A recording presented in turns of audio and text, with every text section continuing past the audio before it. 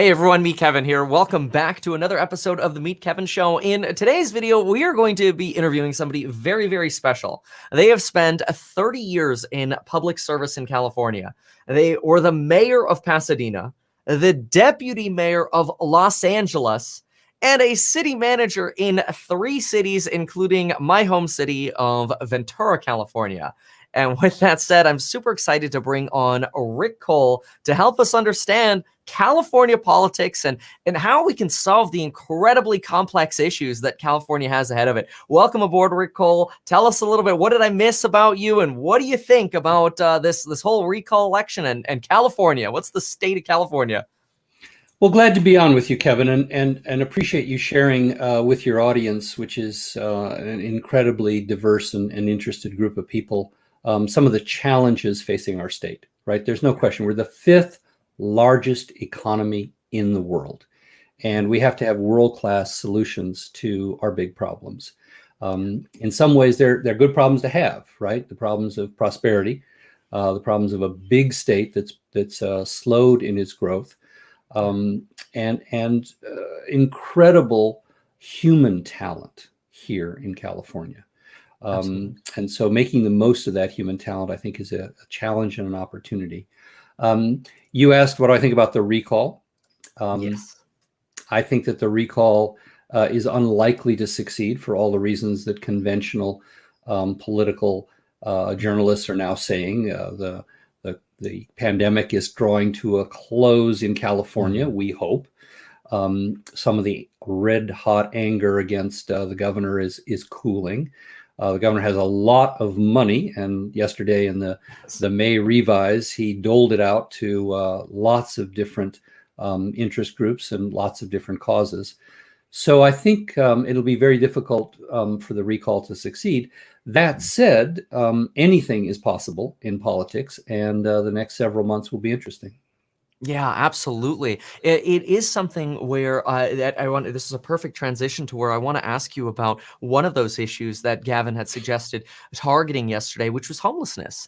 He suggested $12 million to get $65,000 off the street, or 65,000 individuals off out of homelessness and off the street, with $12 billion, which works out to about $184,000 per person. What are your thoughts on solving homelessness? And does it take that much money? Is there a better way to solve it than what we've seen from, let's say, Gavin Newsom over the last 17 years as mayor of San Francisco, lieutenant governor, and then governor? Well, obviously, the problem of homelessness is misnamed.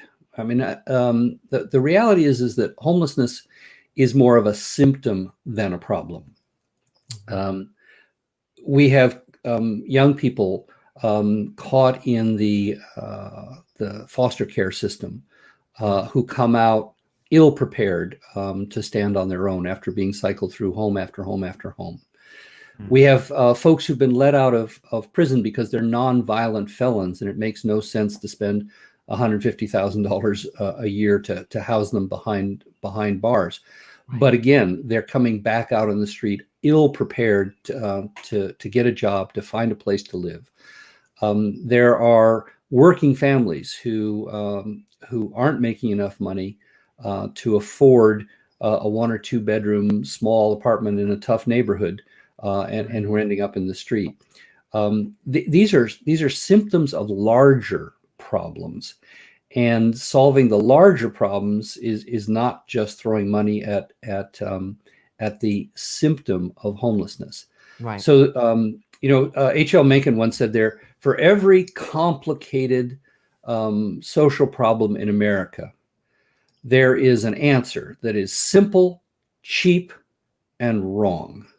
I love that. And that's I think the reality. Homelessness, we can end homelessness in California, but it won't be cheap, it won't be simple, and we can't look at it as one thing.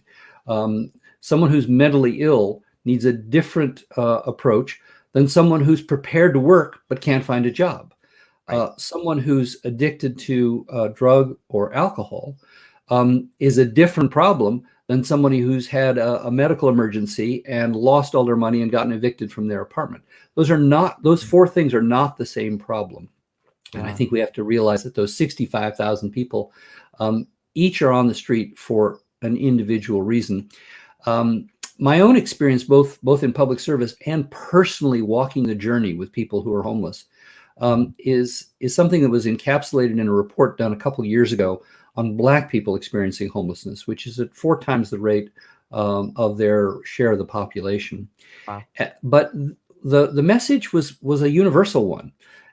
One person who was asked why they became homeless, they said, well, there were a lot of reasons why they became homeless, but the number one reason was there wasn't someone who cared about them. Might have been an uncle, might have been a police officer, might have been a teacher, might have been a social worker. But in the absence of that, people fall into despair, people fall into economic distress, people fall into addiction, people fall into mental illness. And then it's incredibly difficult and expensive to walk them back out. So the most important thing we can do is to prevent homelessness. And we can do that both as citizens and as individuals through our churches, or just through a little bit of kindness and willingness to stretch for that person who needs a hand up even more than they need a hand out. Wow, that was incredible. Thank you for that. I've got to ask you. I have this idea, and this ties perfectly into homelessness, and it's this concept that I call future schools. And really, what it is combining college, or community college, and high school, to where, let's say, maybe 70% of students at the age of 14 have, or everybody has the option, but maybe 70% take it. 70% of folks say, you know what, I want to go in the future school route at 14. And the vision of a future school, by combining high school and college, is first of all, you can teach more people more cost effectively by, maybe rather than teachers lecturing the same lecture over and over again, we do utilize virtual learning and school learning for that purpose, and focus teachers, paying them more, and focus teachers on the hands-on stuff. So you have both, because nobody wants to do Zoom meetings all like we did throughout the pandemic, but have this combination to where we can serve more students cheaper. But the big goal of the future school vision is taking students and giving them the opportunity to learn not only a financial education, but learn a practical career-oriented education by 18, debt-free. So now we can maybe include not only students, but also, whether segmented or however, the homeless population or inmates into different sectors of the Future Schools program, and actually within a 2 to 4 year time frame, educate people not to walk out of high school and maybe get a job at McDonald's, not trying to diss McDonald's, but it's just an easy example, but rather to leave with a skill set that says, hey, you're now a licensed handy person. You can actually start a business, which we don't have a handy person license in California. Or you become a licensed plumber or a licensed electrician. Maybe there are only some things you can do. Maybe you can't do as much as another licensed electrician, but some way to start, to where rather than trying to get paid minimum wage, you can go out there and make $20, $30, $35 an hour with a skill. Maybe that's even working at Tesla or Apple, because maybe those companies can work with the whole Future Schools idea.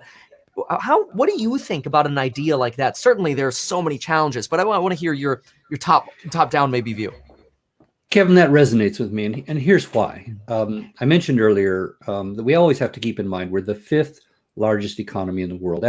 That requires a tremendous amount of skill, and in every field and at every level. Making a state of 40 million in the modern economy work requires just such an extraordinary range of talents and interconnections between things that have to work over here and things that have to work over here, and then they have to work together. So it resonates with me. Look, Kevin, I knew you when you were that age, and you would have been fabulous in a customized educational environment, because as your subsequent career has shown, you take initiative, you're a self-starter, and mass education and mass institutions and the sometimes dumbed down version of one size fits all doesn't work for someone like you. And you know what? It also doesn't work for a lot of other folks who might not end up in the stratosphere of YouTube influencers and commentators or professional careers. There are people who have natural talents, as you suggest, in working with their hands, in starting a business. They have extraordinary people skills. So yes, having a way to educate people that is not one size fits all is, I think, the future in California. But how do you do that, right? Because we have such an investment in these mass institutions, whether they be our prisons, they be our schools, they be our police departments. They were invented for a mass society. They were invented for the age of Henry Ford and the assembly line. Tesla doesn't build their cars the way Henry Ford did, but we still educate our kids. We still police our streets. We still have hospitals that are designed for a different era. And California really needs to be leading in the reinventing of that. So those ideas, they're not practical. But by the way, public schools 150 years ago were not practical, right? That was a huge bare-knuckled fight to figure out how to educate millions of immigrant kids. Some people said, "Oh, it's too expensive. Well, what do they need to learn anyway? They'll just be working in the factory." There was a huge battle out of which our public schools emerged. But that was 150 years ago. Now we need to fight a new battle for tomorrow's schooling, which isn't necessarily schools. Right. That's incredible. And that's where, because it is such a Herculean task, I wonder how much we can coordinate with all of the businesses in California. I mean, think small businesses, whether that's Patagonia and Ventura, or that's Apple, or Amgen and Thousand Oaks, whatever, small, medium, large businesses. It makes me wonder how can we, if we gave ways for them to integrate with our schools, in essence, people who wanted to work in that direction could get trained, and let's say between the ages of 16 and 18, could get trained to be the perfect person to go straight from schooling to a job at Google, Apple, or Tesla, or a small local business, whatever, by that business. So then rather than the businesses taking these risks of trying to interview people and figure out, okay, who do we think is going to be good, they can actually almost cater our society and maybe help us make that transition happen. Do you think something like that is something worth exploring or possible? So if I learned anything, Kevin, in my years of public service, it's that someone who says they have all the answers is wrong. That's for sure. Nobody's got all the answers. So if you listen, one-party states, I think, are dangerous, whether it's California, which is dominated by Democrats, or Texas, which is dominated by Republicans. You need a balance. So you talk about the role of business, right?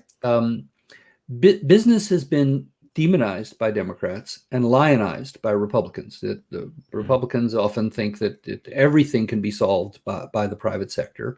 And increasingly, Democrats think that the private sector is actually the problem, needs to be heavily regulated, heavily taxed. And there is no perfect balance.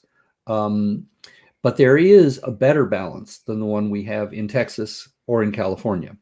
But part of that also has to come from within the private sector, right? For the last 50 years, the private sector's turned away from its sense of social responsibility, which it had coming out of the Depression, coming out of World War II. There was a sense that business was not just there to make a profit. It also had a responsibility to its workers, to its community, to the environment. As people began chasing higher and higher returns, and in the 80s when greed was glorified as good, people lost sense of that. I think if business were to come back to that, then of course the public sector has to realize and welcome them as partners, as genuine contributors to the well-being of society. That is a Herculean task, because it comes to changing mindsets. We've got such dyed-in-the-wool mindsets of suspicion of the private sector on the part of the left, and of willing to go along with anything the private sector does, oftentimes on the right. There needs to be a recognition that the public sector does not have all the answers. The private sector does not have all the answers. And there's a role also for the nonprofit sector. There's a role for people, not just in business or in government, but in charities, in nonprofit initiatives. For example, talked about homelessness. One of the best nonprofits in California gets very little recognition. It's a group called Chrysalis, and their sole mission. And they have an office in downtown Los Angeles and one in Santa Monica, and I think they're opening one in Orange County. Their sole mission is to find among homeless people the opportunity to go to work. For some, it's just a job, right? That all they need is a chance. For some, it's a tremendous amount of training and getting back into the idea of showing up for a job at a particular time. But they customize it. And of course, it couldn't exist without the private sector employers being willing to take the folks who come out of that program and give them that opportunity. Right. It also takes donors. They don't, that I know of, take government money, but they may. But what an incredibly important contribution, not to solve homelessness, but to take a big chunk out of it, of the people who would like to work and who are able to work. So business, government, nonprofit, they all have a role. And when we say one truth is the only truth, we're not going to solve these big problems. Wow. Yeah. So incredibly said. And that's interesting. I mean, really this coordination between the public, private, and nonprofit, that's, I feel like nonprofit almost often gets forgotten. that it's often either it's all public, all private, and nobody's even talking about that nonprofit. So that's an incredible thing to bring up. I want to ask you regarding homelessness. Now that we've touched on this idea of maybe taking on that Herculean task of changing schooling, if we go back to homelessness, I wonder, right now, it seems like the process of homelessness is very, very complicated, from street interviews to scores to multiple different levels of assignments of transitional housing and this, and trying to track people on the street. Very, very complicated system. I've gotten a rundown of the system in Venice and LA, and I'm confused, which I can only imagine that if we're confused, how confusing it must be when you're in the state of despair. So part of me wonders, can we take a almost Finnish approach and do kind of what I think it's the Hope Valley Rescue Mission in Los Angeles is doing, and move, for the willing, move folks to small homes. And I'm talking tiny, like little homes, like what Hope Valley is doing. They've got maybe 70, 80 square feet. It's just enough for a bed, little desk, shelving, but it's shelter. It's shelter. Mm-hmm. It's air conditioning, heat, whatever. It's got climate control, obviously, but there's not a lot of space. But it's part of a smaller community. And what you do when you do that is, first of all, people are off the street, so now people aren't dying on the street anymore. Mm-hmm. The second thing is, these homes that Hope Valley is doing are inexpensive. We're talking $7,500 labor and materials put together. That sounds great already. But the next thing we do is it creates this centralized place where people in homelessness are, where maybe they can more easily access and then be assigned to medical care, a future schooling program. Buses show up every day to take you to those places where you can get educated. Is that maybe a system worth considering? And why don't we see more of that being done now? Absolutely. I wrote about that in my biweekly column that runs in 3 Southern California newspapers just last week. And I said that tiny homes can make a big contribution toward the challenge for just the reasons you articulated, Kevin. That it gets people off the streets, that it gets them into a situation where they have some stability and you can interact with them and connect them up with the kind of individualized services that we talked about before. So absolutely. The price is more expensive, though, than just buying that modular prefab unit. Of course. You could drop them on a parking lot, but then what about showers? What about bathrooms? What about places for people to eat? All that stuff that right. Jumps up the price, but it's way cheaper than permanent housing. So it is definitely something we should have done at the beginning of this crisis, right?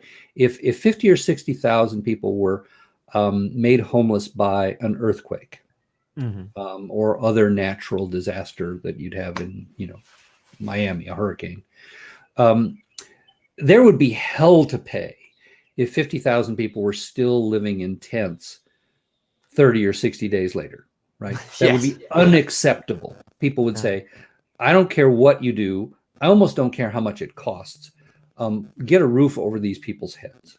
Yeah. So the fact that we let this grow in LA County to 50 or 60,000, the fact that we let this grow in the state of California to 160,000 people outdoors every night puts us in a world of hurt.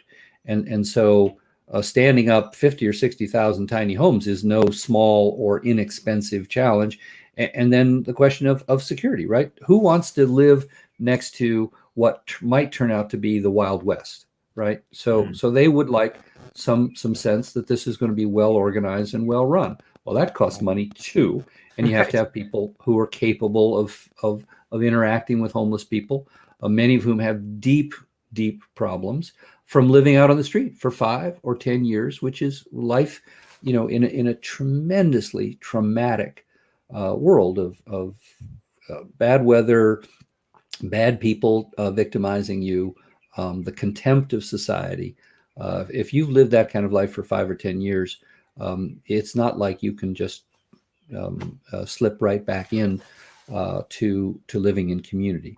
So there are challenges to that, but it should have been done, and now it needs to be done. Now we're making up for lost ground, just like we are with housing in our state. We didn't build enough housing for 30 years. And so now we're way behind, and cities are squawking, oh, we can't possibly build as many houses as the state wants us to build.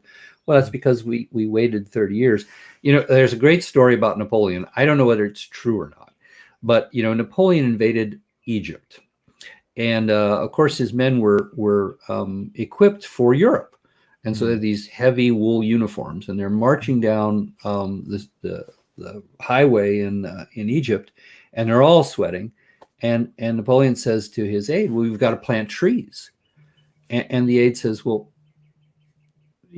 mon general, it'll take 30 years for those trees to grow. And he said, that's why we have to plant them now. And so, yes, we've let these problems metastasize for 30 years. The problem of not enough housing, the problem of too many people sleeping outdoors. 30 years you cannot solve overnight. But that's why we have to start right now. Because if we don't, 30 years from now, it'll be 30 times worse. So there's no quick, simple solution. But that doesn't mean we should be complacent.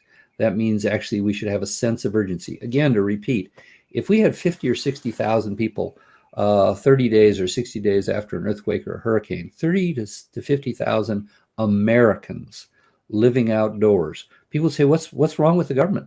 How come they've allowed this to happen? Why is it that we think that people who find themselves out on the street as a result of a personal disaster of whatever kind are not as worthy as someone who's the victim of an impersonal disaster that affects thousands of their neighbors? Look around, right? And this is a huge disaster, and it ought to be treated that way. Wow. Why do you think that desire to start has either failed or not really been undertaken? We look at, for example, Measure HHH in Los Angeles. There was a $1.1 billion program, 90% of which has been spent. Yet homelessness has gotten worse. And I know there are more complexities. Well, I'll beg to differ with you on that, Kevin. Let's hear it. 90% of it has been committed. Okay. But because of the slow system we have for building housing here, and if this were China, and I'm not endorsing, the Chinese form of government. Sure. Yes. But if this were China, the buildings would have been up in 60 or 90 days. Right. Exactly. Yeah. We have a different system here, and it takes 3-4 years for what they can do in 60 to 90 days. Yeah. There's no environmental impact reports in China. There's no public hearings in China. There's one government that says yes or no. In California, there's 5,000 governments in California, 5,000 governments in California. That's school districts, counties, cities, special districts, and one state, right? 4,999 other governments. So it takes us a long time. And that's the answer is it isn't that we spent a lot of money and it went to waste. It's that to spend money in America actually costs a lot of money because, by the way, all that time and all those public hearings and all those environmental impact reports, those also cost money. And they add, people are outraged, as they should be. Sure. When they hear that an affordable housing unit is going to cost $600,000 for a little dinky bedroom or apartment, well, that seems crazy. I would ascribe it, Kevin, to something I call attention deficit democracy. Which is we have such a short attention span now with Twitter. I mean, just the luxury, Kevin, of talking to you here for half an hour is different from 140 characters or even 280 characters. It's different from, the 3-minute YouTube video that we all love with cats or the, how many seconds is a TikTok? 60 seconds. That's all you get.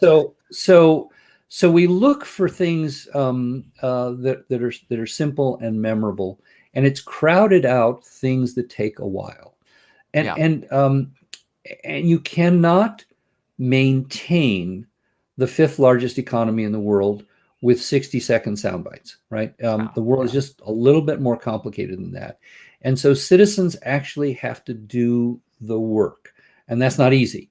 And I don't mean to make it easy. I don't know what the budget of LA County is, and I'm one of the best informed people in LA County, because there's 5,000 governments to keep track of. Wow. I think we need to simplify government, but we also have to make citizens like you and the people who are listening, instead of saying, "Oh, this is boring, I'm going to go, switch the channel," to think through that this is your state. And if maybe you think, oh, well, if things don't work out, I'll move to Texas or Florida. Okay, but then who's going to run Texas and Florida, right? Sure. It turns out that we think about this on Memorial Day and July 4th and Veterans Day, that freedom is not free, and we think about our men and women serving abroad, in the Army, Navy, Air Force, and Marines. But what about the rest of us? Right. Yeah. What about our duties to do more than just vote for someone who we think is going to lower our taxes or keep those people out of our neighborhood, but rather think about what's good for America, what's good for California, what's good for Ventura, and think about like-minded people, and also listen to people who have differences of opinion. Democracy is actually democracy is a lot harder than having in China. That's a simpler system. That's a good point. But unless we're prepared to trade our freedom, we actually have to do the work of being citizens, as you're doing now, which is asking hard questions and even thinking yourself about running for office. Well, thank you for that. The question I have for you is, so it's going to be two-pronged here. If we had the hurricane in Texas and we needed 60,000 homes, FEMA would step in and we would instantaneously have that temporary housing that you speak of, because like we look at that as that's our government's responsibility. So part one question is that same kind of emergency power, in my opinion, should either expedite these environmental impact reports, the building, whatever. The government has the power and the money in coordination with the public sector or the private sector and the nonprofit sector to make this happen. Quick. It does. We know that power exists. That's part one. And so the question then regarding part one is what's stopping that? Then that aggressiveness, that whether that's declaring a state of emergency or whatever it is, there's that part. Then the second part is, can we benefit from I think we have over 482 municipalities, and then within that we have all the different governments that you had mentioned. Can we simplify building and safety in such a way that maybe we have a statewide building and safety department where maybe we ratchet up building and safety standards just a little bit to cover 95% of municipalities, brief I'm talking 1 week review overlays in cities, but everything gets streamlined through one government system. So that way, if we have a housing developer that says we want to build a community outside of Bakersfield, outside of Fillmore, outside of Pasadena, whatever, wherever there's land that's available to be bought, we can build the same style of homes in safe ways and build new communities in a more streamlined manner and finally start solving that housing problem, even to the extent of converting malls or strip malls that are abandoned to townhomes, whatever, but streamlining that and actually making the housing emergency happen much or become solved much faster. And I know there's a lot that's very idealistic in what I just said, but at least as a starting point, what do you think? So let me tackle your two-part question in two parts. The first one is why not? Why are we so sluggish? Yes. You just have to look at what happened in the last month in Los Angeles. Judge Carter, a federal judge, after a year of hearings and personal engagement with this issue at the county and city here in Los Angeles, issued a 110-page order setting aside $1 billion that Mayor Garcetti said he was going to put into his budget, and insisting that Skid Row, which is just hellish conditions, be dismantled within 6 months. Wow. That the people who are willing to take housing be housed within 6 months, not 60 days, 6 months. Mm-hmm. And guess what? City and county appealed. It's now in front of, it went to the Ninth Circuit Court of Appeals. They said you have to go back and talk to the judge. But why? Because people are not prepared to treat it like an emergency. The city and county of Los Angeles may talk a good game, but when the judge's order wouldn't have been necessary if they had taken action ahead of time. So the answer to your first question is political will. Wow. And political will doesn't come. We often think, well, why aren't politicians more courageous? Yeah. Well, they're not more courageous because we don't want them to be courageous unless they agree with us, right? If they agree with us, then we want them to take decisive action. But if we don't agree with them, we want to slow down. Let's do a report. Let's have more hearings. Let's talk about this some more. Let's bring in, consensus. Just saw that in a micro example. I teach at Occidental College, which is in Eagle Rock. That they want to put a bus lane down Colorado Boulevard, and the local council member, after months of hearings and discussions, doesn't like what's going on. So he's calling for more hearings and more discussions. Oh, yeah. So that's the way government works because of us, right? If we wanted to be decisive about homelessness, we would tell the folks at the city of LA and the county of LA, listen to the judge, get your act together, do this. Wow.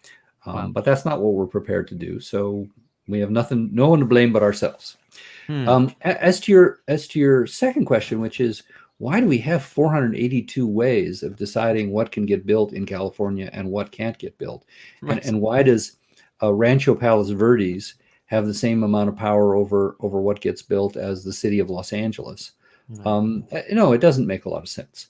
And in fact, in English-speaking countries, in the United Kingdom, in Australia, and New Zealand, they have all undertaken consolidations of little governments and decided, here in LA County, just the absurdity. I don't think anyone who's listening here knows this. So let me explain it for just 1 minute. City of Los Angeles, 4 million people. Next door, little city of Vernon. You never heard of Vernon because it only has 150 population. 150 people.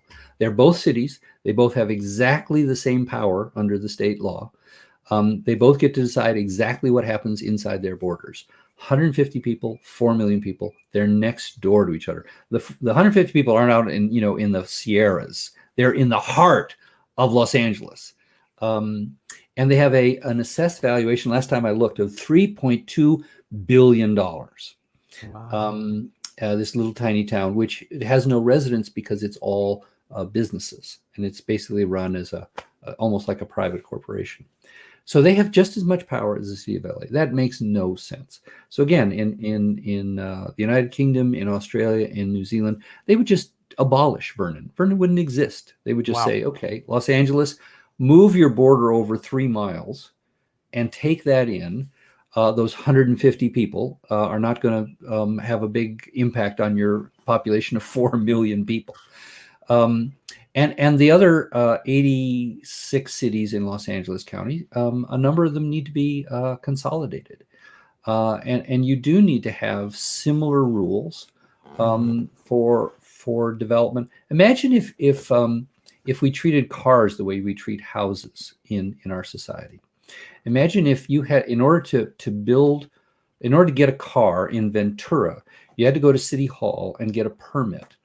And Ventura had special rules for the kind of cars that were allowed in Ventura, which is different from the kind of cars we allow in Oxnard and different from the kind of cars we allow in Ojai. And if you want to build a car, you'd have to go to City Hall and get permission to build a car to sell in Ventura, which you then couldn't sell in Oxnard. It sounds crazy, but that's how we do housing, which is why we're 3 million houses short in California. Again, in the 5th largest economy in the world, we're shooting ourselves in the foot. And we call it local control because while we want to have good housing and we want to have a vibrant economy, we're also, some of us, a little bit afraid of who's going to move in next door, or are they going to build a 10-story building next to my house? Right. But you could have rules, sensible rules that applied statewide, right? We have automobiles are not allowed to just do anything, but there are rules at the state and the national level, not at the local level. And it should be the same for housing.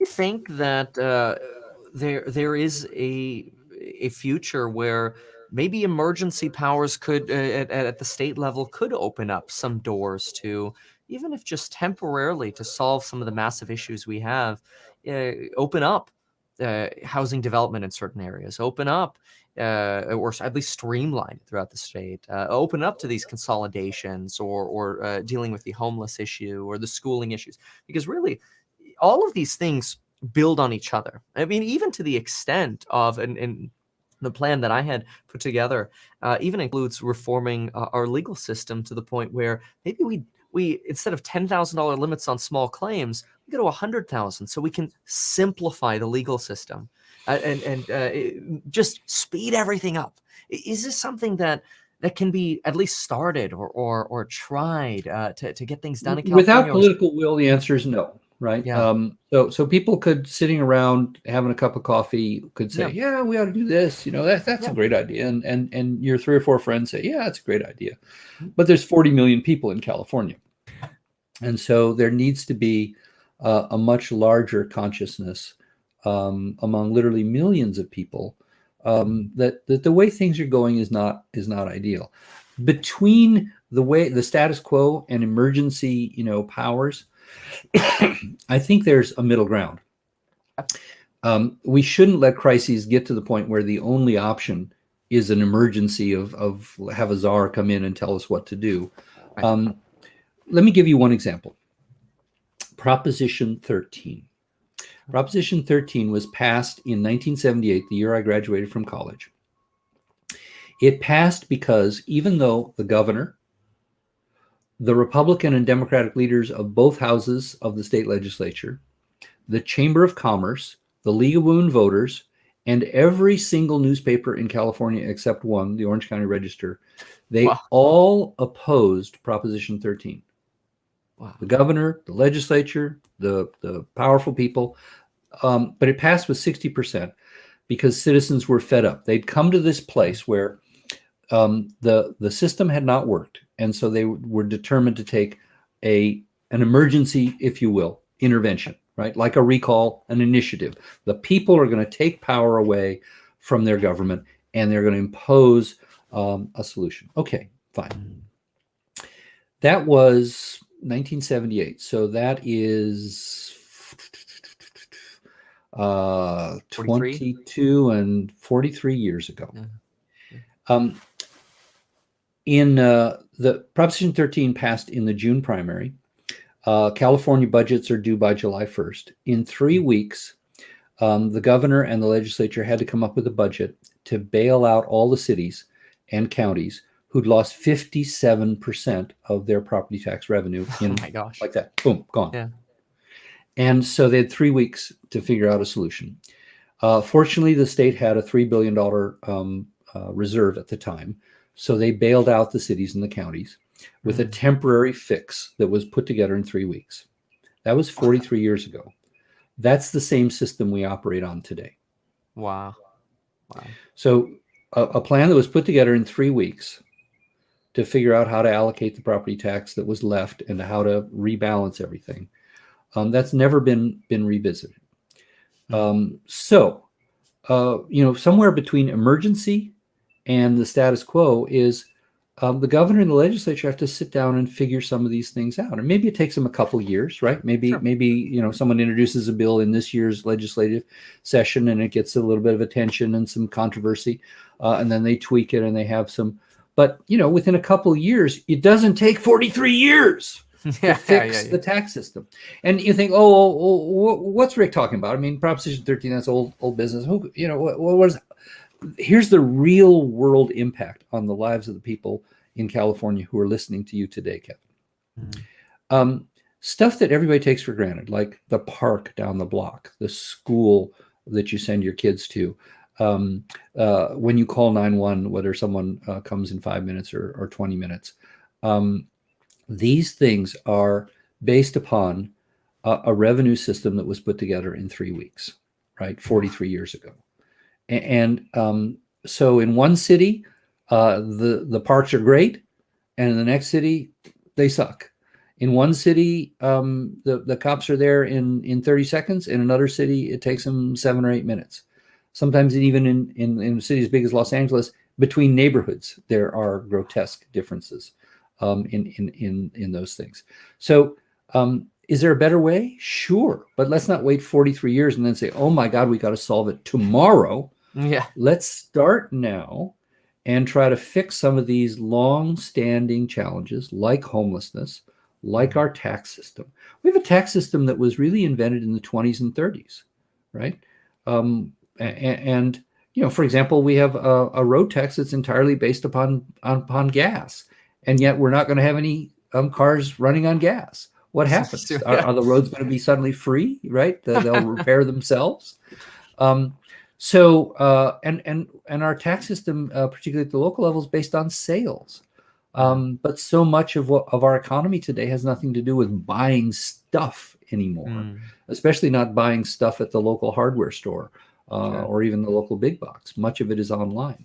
So we got these are things that can be fixed, but you need a governor and a legislature that want to roll up their sleeves and fix these real problems. And again, it comes down to our fault. If we're not paying attention, except, bombarded by commercials 2 weeks before the election that says Joe is a pedophile and a secret communist. No, Sam, his opponent, is he's in bed with the Ku Klux Klan and he didn't pay his child support 10 years ago. And we go, what does any of that have to do with solving the problems that people have of better parks, better schools, being safe in their homes, taking care of people in need? These are things that we ought to be talking about, not this gluck that we are drowned in at election time. And that requires the citizens of California really sort of paying attention. Who are we electing? And by the way, Sam's probably not a pedophile. And by the way, Joe probably, that's all just, paid propaganda. And by the way, part of the reason we get the politicians we get is because if you step out, you're going to get drowned in that stuff, right? If you step forward, if I step forward, if you step forward, if our, someone who you like, your favorite, teacher or high school principal or something, say, well, why don't you run for city council? Yeah. Well, then they're going to be accused of being a pedophile, and they're going to be accused of not paying child support, and they're going to be accused of being in bed with the Ku Klux Klan, and they're going to be called a secret communist. And for most people, it's like, why do I want to do that? Yeah. I don't need that in my life. And so, we have to take back our democracy, not by, seizing it from the evil people, but by just doing the work, right? Yeah. Finding good people, helping them get elected, and then sticking with them so that they can get stuff done. It's not very glamorous. Yeah. It's hard work, but so is building a business. So is maintaining a marriage. So is raising a kid. Those are not glamorous things you can do in 2 minutes. And Relationship. even the things that are glamorous, like winning the Super Bowl, by the way, that takes years of effort by the coaches, by the players, by the organization. So anything that's worthwhile takes a while. But we're increasingly in this attention deficit democracy. We want instant answers. Right. That's magic. That's Hollywood. That's the stuff we read about in science fiction. But in real life, the Mm. worthwhile things, building a community, maintaining a marriage, raising healthy children, building a business, those things take a lot of work and a lot of time. And that's what life is about, is putting in that time and that work, and then looking back and saying, my state is better, my community is better, and my family's better. Do you think there's hope for California, or are we going to keep seeing this flight of the wealthier taxpayers who usually pay somewhere around 60% of our state taxes just fleeing to Texas and Florida? And sure, they'll have their own problems, but California maybe loses its position as the fifth largest economy. Well, the data actually shows that, with the exception of a few very high-profile folks like Elon Musk, most of the people leaving California are actually lower middle-class folks who no longer can afford the housing prices and the cost of living. So I don't see actually some of the darker narrative. Look, I'm old enough, Kevin, to have seen California written off several times. When the Rodney King riots happened and the recession of the early 90s, and people viewed California as some kind of smog-drenched dystopia that couldn't shoot straight. I don't think we ever were the utopia that people dreamed of and came here, with these golden arches to, strike it rich back in 1849 or whenever they came. Neither, however, have we ever become, an unlivable place. I think that there's a lot of California that has tremendous strength. I don't think you can say. I think it's within our power to decide this question of what California's future is. I don't think it's Rick and Kevin sitting around thinking what's going to happen. It's what is going to happen, right? And we're in charge of that, right? If we continue this toxic politics of winner take all, and we hate you and you're evil and we had to defeat you, and you're a socialist or you're a fascist or you're a racist or you're this or you're that. If we keep that winner take all politics, that's the way, look at what's happening in Israel today. That's the ultimate end game for societies of winner take all.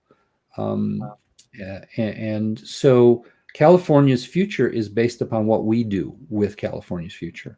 And if we step forward, if we roll up our sleeves, if we listen to people we don't agree with, and instead of denouncing them as evil, say, I don't agree with you, and here's why, and find common ground, I think there's a bright future for California.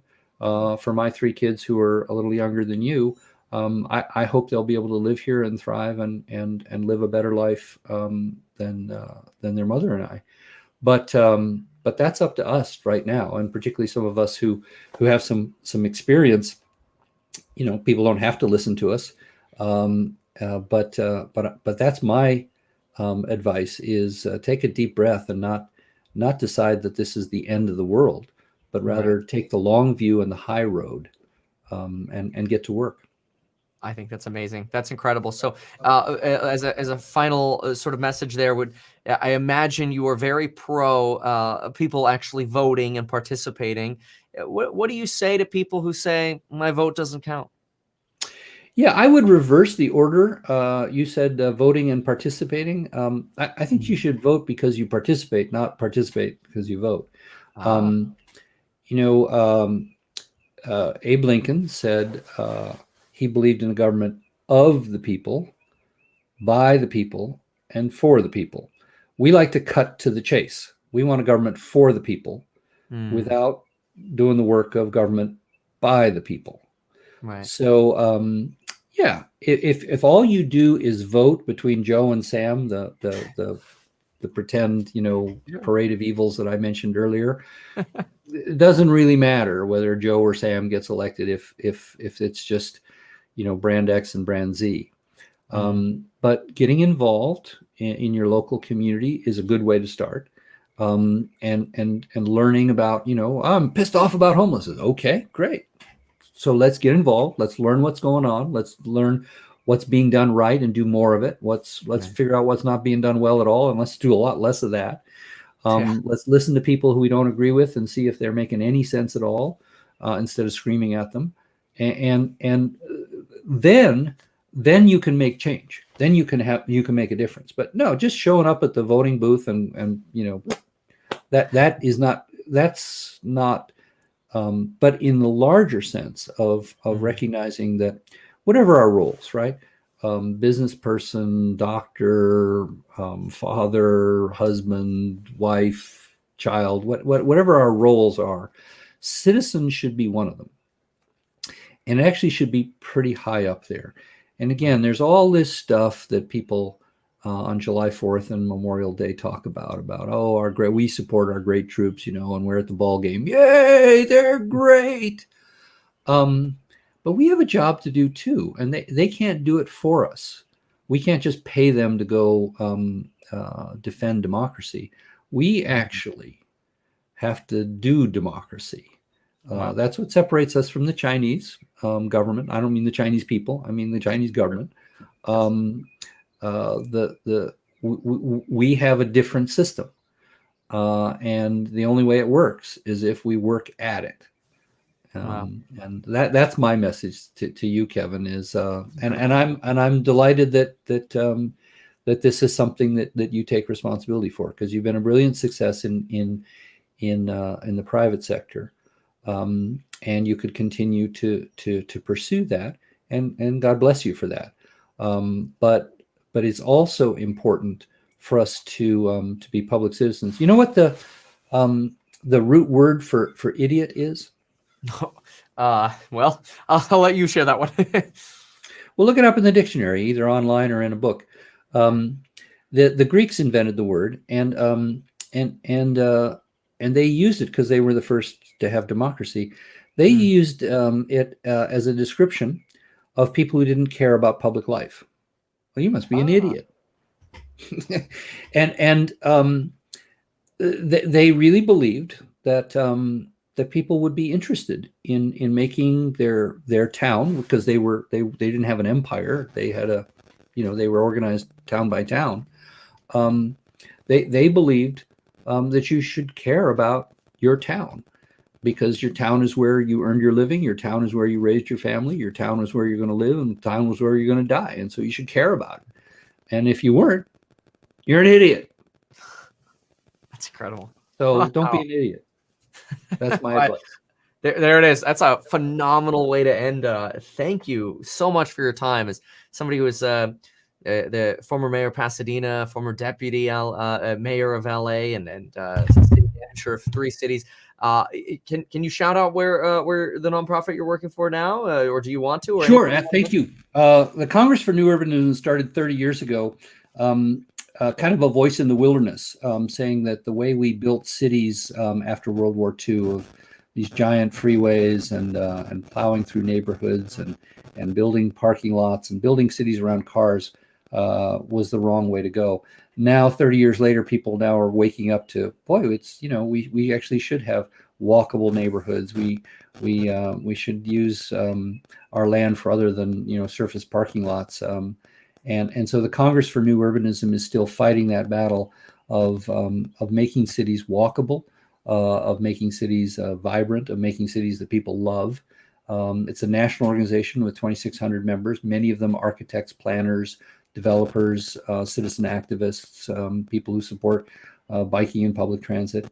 19 chapters across the country, and I'm the new executive director starting June 1st, and it'll be my honor and privilege to fight for the things that I care deeply about, which is cities that work for everyone. That's incredible. Whether Can people get in touch rural with you on communities or social big. media or I'm follow sorry? you on social media somehow? Absolutely, yes. I'm at Urbanist on Twitter, Urbanist Cole. Urbanist Cole. I'm going to put that up on screen here. I just want to make sure. Is this correct here? That is. Perfect. Rick, this was an absolute honor. Thank you so very much for all of your incredible insights, some amazing things to think about here. And golly, I hope to one day have a conversation like this again. Blessings to you, Kevin. Thank you so much. For everybody watching, thank you so very much for watching. Consider subscribing and sharing the video if you found it helpful. Rick, stand by for just one moment. Everybody else, thanks again for being here, and we'll see you in the